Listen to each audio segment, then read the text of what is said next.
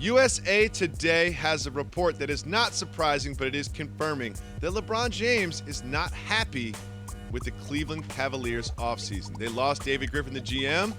They lost Trent Redden. They didn't add too much. Jalen, are the rumors true? Is LeBron James as good as gone from the Cleveland Cavaliers at the end of this season? I think he's good as gone, and he's greasing the skids. I've talked about this since the NBA Finals, and then it became a topic for national consumption. Here's the deal. During last year, when the Cleveland Cavaliers were carrying 14 players on their roster, that was viewed as being cheap. So what did they go out and do after that? When LeBron spoke about it publicly, they signed D. Will.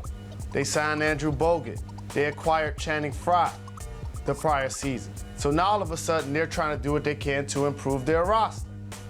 They get to the NBA Finals. However, they weren't the number one seed. So they were a team that had some flaws last year. It's just the Boston Celtics wasn't able to take advantage of it. So now you get to the NBA Finals, you lose to the Golden State Warriors, they beat you convincingly, you go into an offseason, you lose your general manager, and not just lose them, a guy that helped bring the first championship to the Cleveland Cavaliers franchise, but also somebody that's had a terrific amount of success in that position at a crucial time where free agents were moving around, potential trades were happening. What's going to happen with Jimmy Butler? What's going to happen with Paul George? What's going to happen with Carmelo Anthony? Now all of a sudden you fire your GM, you don't hire somebody to replace him, and LeBron James is looking around like, you know what? The clock is ticking. So everyone sort of assumes that he's going to the Los Angeles Lakers, but one thing I know about LeBron James is he makes basketball decisions. We've said on this show for a long time, he left the Miami Heat to go to the Cleveland Cavaliers because he thought the Cleveland Cavaliers gave him a better chance to win a championship. Everyone has him penciled in as going to the Lakers. How can that Lakers team give him a chance to compete with the Warriors as they're constructed? I respectfully say nobody can truly determine today where LeBron James is going because he's going to join a super team. He's not going to just join a squad. When Paul George came out in Indiana and said he wanted to go to Los Angeles, that had LeBron perked up. Like, yes, draft Alonzo Ball, sign KCP to a one-year, $18 million deal, also a clutch sport athlete, and then that situation looks a lot more attractive. I want to learn from Magic how to be in ownership.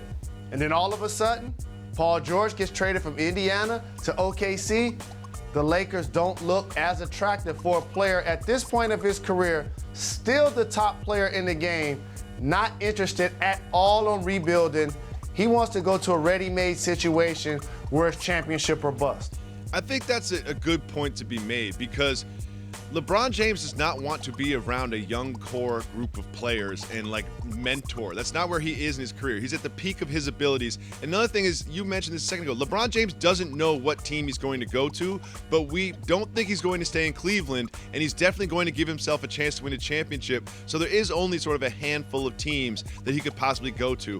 Could you see him engineering some sort of like Spurs thing, or maybe the Banana Boat Boys going to another franchise like the Knicks? Like, where do you see this playing out? What options does he have at the end of this year if he leaves Cleveland?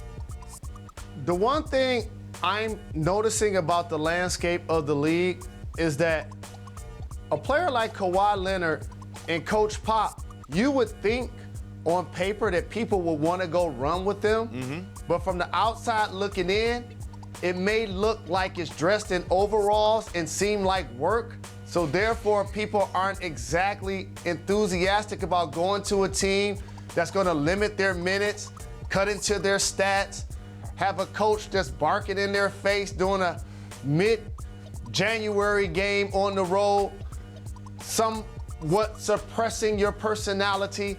It looks a lot more fun to go play in Houston for Mike D'Antoni, where you're not required to practice. Or play defense. And you're going to get video game numbers, and the word defense is never going to be mentioned. And so it will be interesting to see who decides to go play. If somebody decides to go play with the Spurs for LeBron James, I don't think that situation will be his cup of tea based on what I said. So if I am choosing, I choose the latter. Banana Boat Boys reunion.